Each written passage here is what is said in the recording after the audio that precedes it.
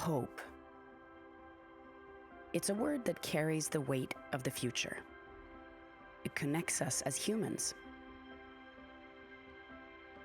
But hope isn't something that just happens. It's created by people who dare to work for a better world. It's often born out of pain and struggle. It's defiant in the face of violence and injustice. Right Livelihood Laureates remind us that hope isn't passive, it's active. Welcome to the interview series, How to Mobilise Change. My name is Parisa Amiri, and during 4 30-minute interviews, we get to meet and learn from the Right Livelihood Laureates of this year. And now it's a pleasure to introduce, from Forensic Architecture, Samaneh Moafi. Congratulations and welcome. Nice to have you here with us. How did you identify the need for this very unique approach? I myself come from the field of architecture. That's my training. But innovation, to take that one step further, you kind of have to step out of your discipline. It's really in those collaborations that new ways of investigating, new ways of finding things, new ways of documenting kind of emerge.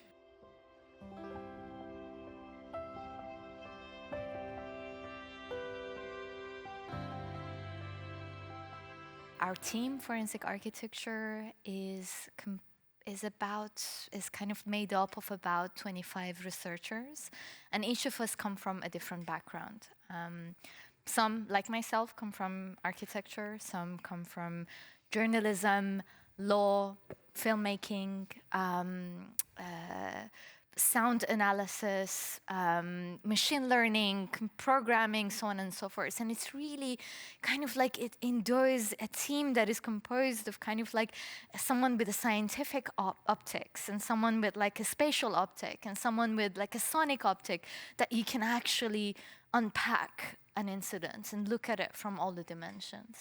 And what do you say is that common ground that lures these people in, that unites you? I think it would be different for each of our members, but it's to bring accountability to colonial powers, to military powers, with and on behalf of those who've been affected by it. And can you tell us about a specific case or project in the early days that helped establish forensic architecture in your way of working and your credibility and impact? One of the first cases of forensic architecture, I'd say the first case I worked on, was on the 2014 bombing of Rafah in Gaza.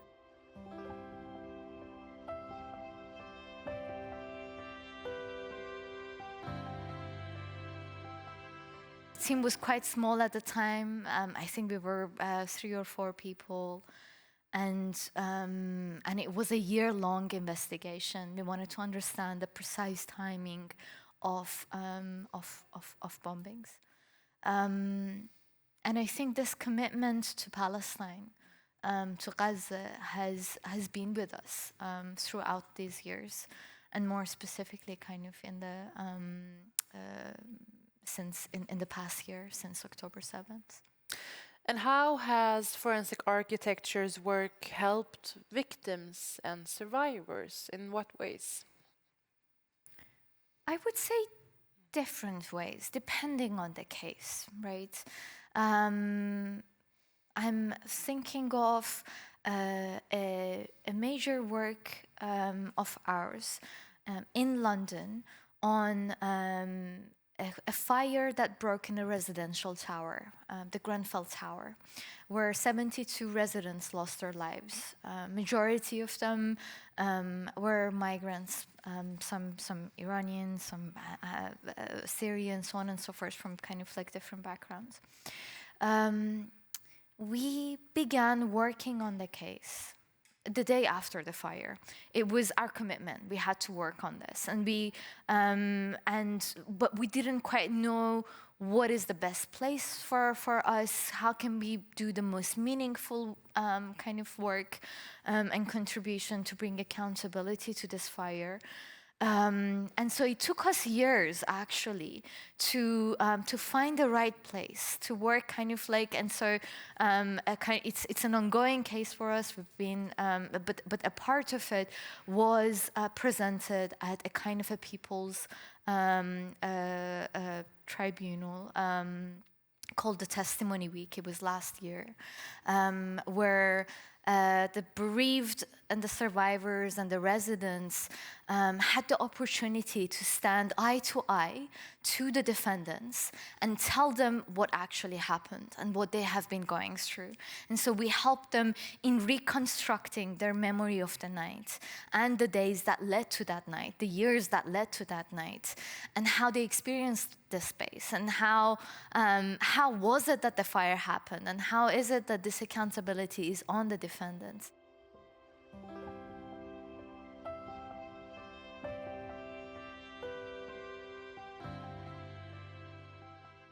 An opportunity that they did not have during the inquiry, because many of the defendants were not present there, right? So this is kind of like one example, and I think it differs case to case. And what could you see that this meant for those people that were affected? What we learned from many of the survivors is and the bereaved is to make sure that something like Grenfell will never happen again. That this is the last time London will see something like this, and this is the last time the world will see something like this, right? And so to do that, to make sure that those that have the power will do the change that is necessary, they wanted to make sure they understand the kind of the extent of the catastrophe, of the kind of the pain that has been brought, because they kind of like they haven't. And to do that change, which is a major change, right? To do that change, to be mobilized to do that change, you need to understand the extent of the violence. And so I think this was kind of like an opportunity for doing that. And also for marginalized people with a very small or non-heard voice in the community. But what are the main factors that help you decide to take on a case? You knew right away with Grenfell. What are some of the main factors? One of the things is that we want to make sure we can actually contribute with them in a meaningful way. Our optics are, of course, we're always trying to find a new investigative method, a new way of looking at a case, a new way of bringing accountability. But there are also limits within our optics. There's things that we don't have the kind of the expertise to investigate, and so that leads us. We kind of look at cases where we can actually bring a meaningful kind of like a contribution. But another one of the things is that we want to like we kind of prioritize working with frontline communities, with people on the ground, with people who understand the kind of like what is happening, the violence that is at place. They understand it with their flesh, they understand what is at stake and what needs to change, right? So it is our hope that we can bring our methods, our techniques, and kind of to them, so that change can happen.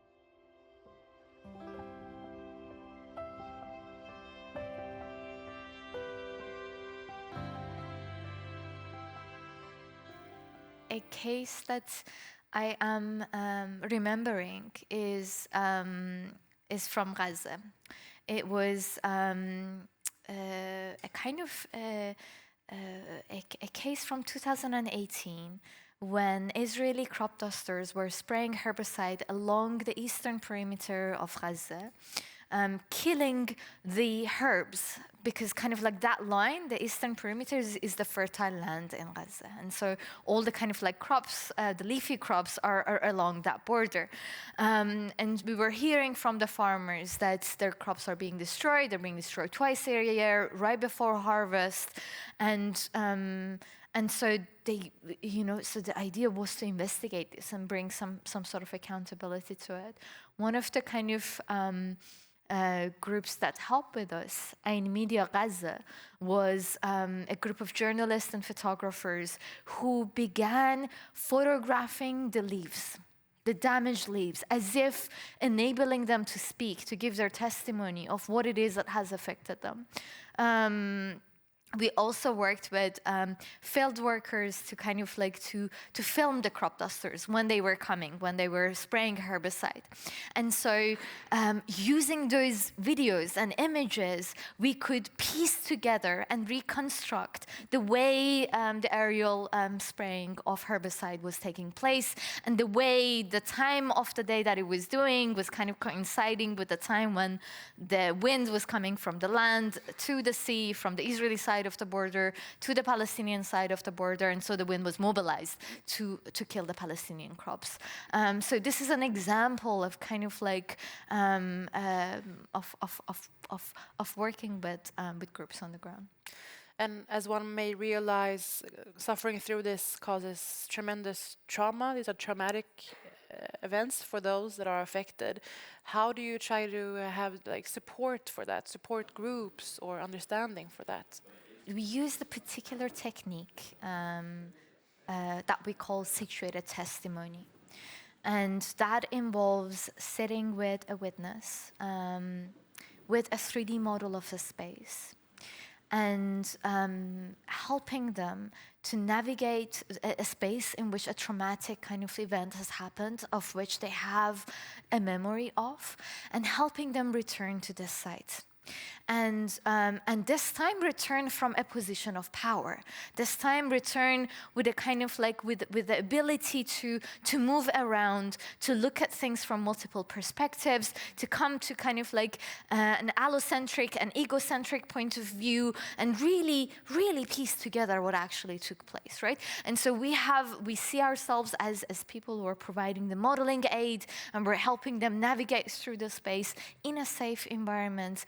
And it's them who kind of like who will be able to piece together their memory and tell it in a way that others will understand, that in a way the next generations will understand fully. And it is a hard work returning to the sites of trauma. It is very hard work, but kind of like in this way, in this method. We try to do it like as a way of kind of like in a safe way, and it's and in a way that they have the lead. They kind of like they have the lead of what to do and what is next and what is it that they want to tell and how to tell, right? And I think this is kind of like this is an example of how to deal with trauma. Truly.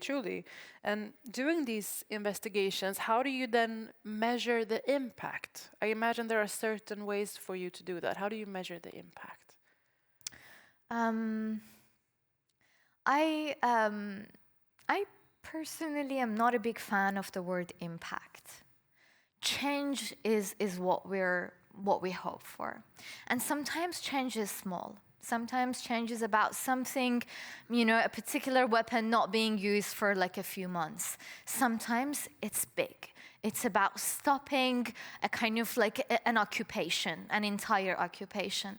And I think it's kind of like it's with that hope that like we want to bring change, and be it small or large, that is what matters. It's like to be able to move towards it.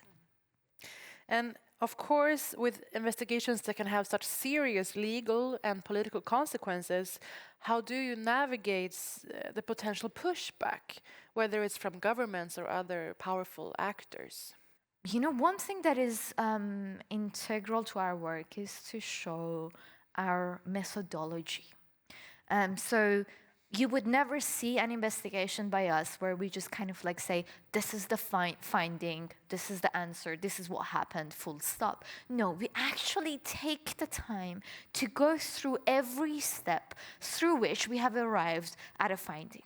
And we do it in such a way that if someone else was to repeat these steps, they would also arrive at this. So this is kind of, with that also perspective, we're very prepared to take challenges because we can answer them. And doing this, when presenting your findings in legal procedures, what kind of challenges do you encounter in those procedures? I kind of like want to return to the word forensis. I kind of like, I think its origin is the art of the forum. Right. So the preparation of evidence is one part of it, but the presentation of this evidence in a forum, the making of that forum is also another part of it.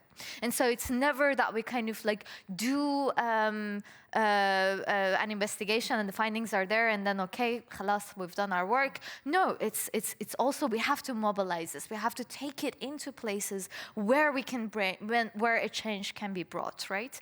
And so with that idea, there are different forums that we kind of often move our work through. And we all understand that each one of these forums also have their own challenges. For example, the cultural forums are interesting spaces for bringing awareness with a particular depth.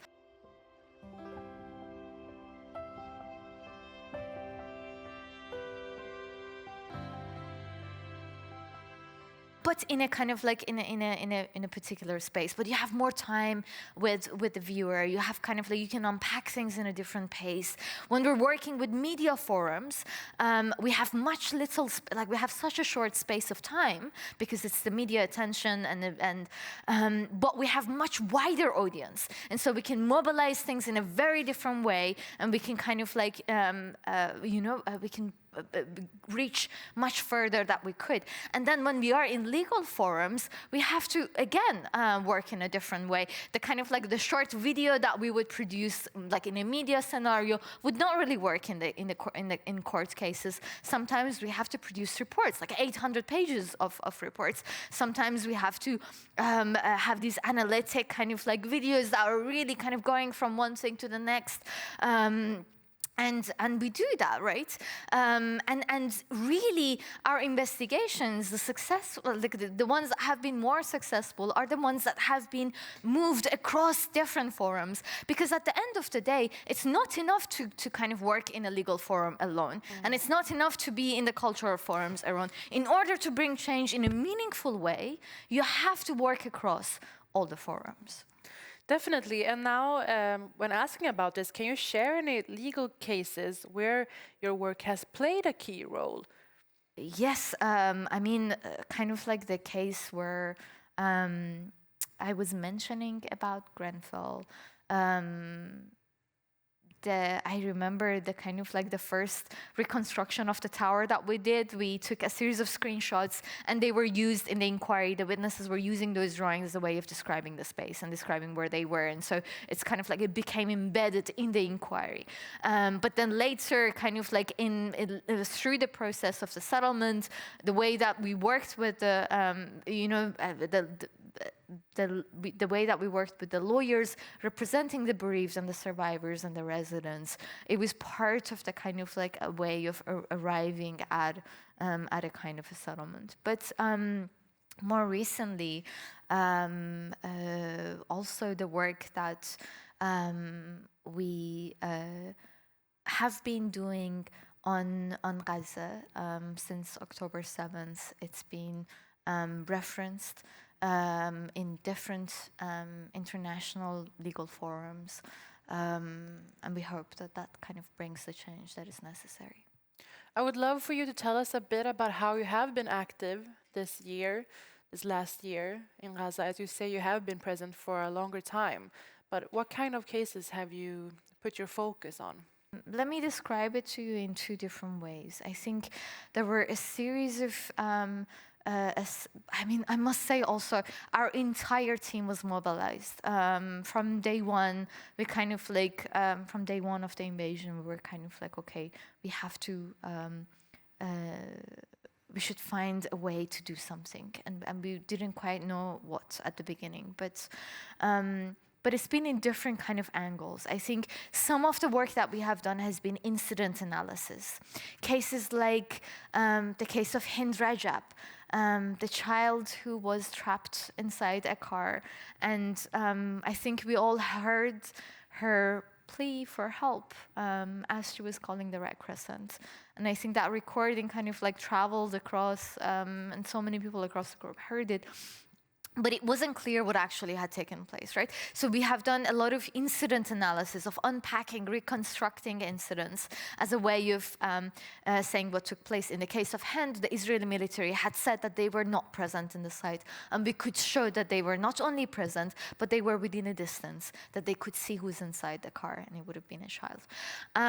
There are another area is with regards to something like a term, a kind of an environmental destruction that we understand as ecocide, a total destruction of an environment. And so this has been looking at the way the flora of Gaza, the farms, the greenhouses have been systematically destroyed. Not only kind of like in a kind of like a incidental way, but systematic, right? And with that, I want to kind of like come to this way of reading, which is our more recent publication, which we call a cartography of a genocide. And what we're trying to do in this work is to understand patterns.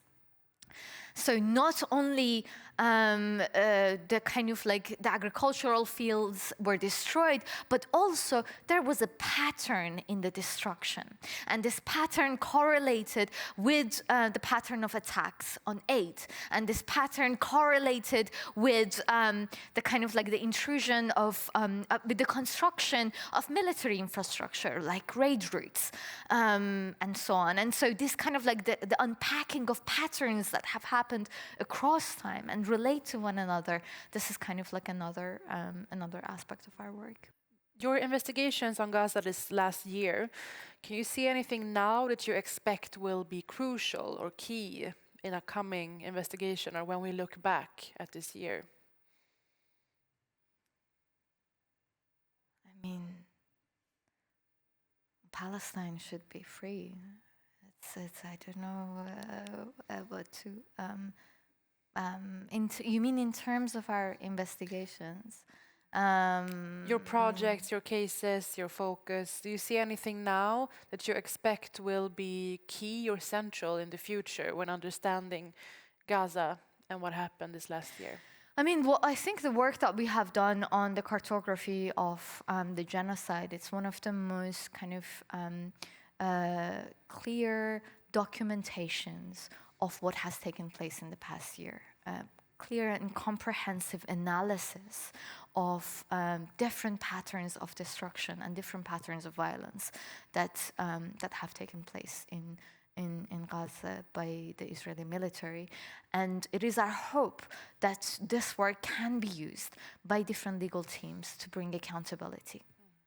And how do you hope to see forensic architecture or similar investigative methods used in the future?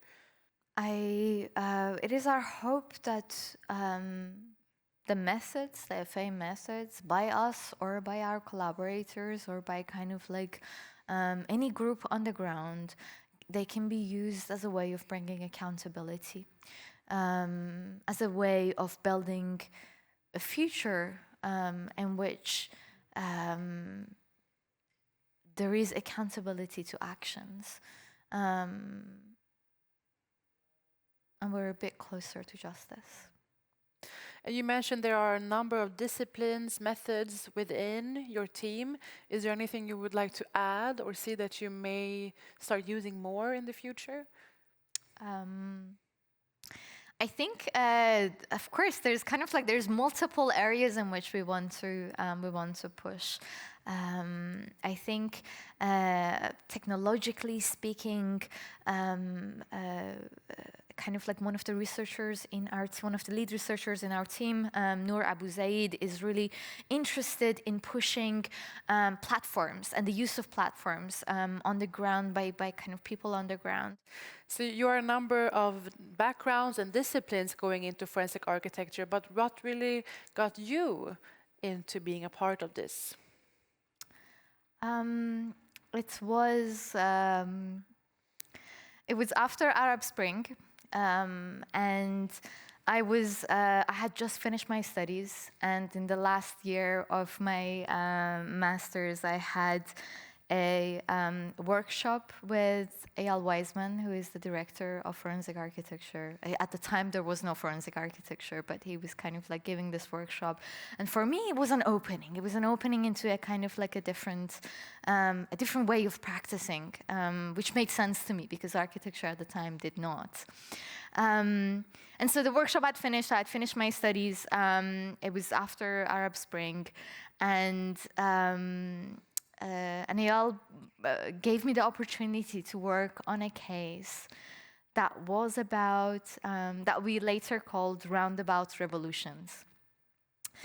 That may be a lesson that we have learned from the revolutions in the region at the time, was actually a spatial lesson that we need to think about the day after occupying the roundabouts. That, of course, roundabouts that were, spatially speaking, the most colonial kind of like architectures that were brought into the region and were inserted in the middle of cities as a way of regulating circulation. These roundabouts were reclaimed by people, right? They were reclaimed, they were occupied, and these were like moving moments of people and pronouncing themselves, right? Standing up for the mobilizing, yeah. But what about the day after? And so what do we do in that day? And so it was a kind of like we were thinking about this question of roundtables, that we need kind of like, you know, to have these discussions after, all around, together after the day of the occupation. And so I think that's how I came. I love that we got to hear this incredible story. I have to ask you as well, how did you find your main conviction that you could drive change for justice? I needed to. The fascinating forensic architecture. Thank you so much for taking us through this. Thank you.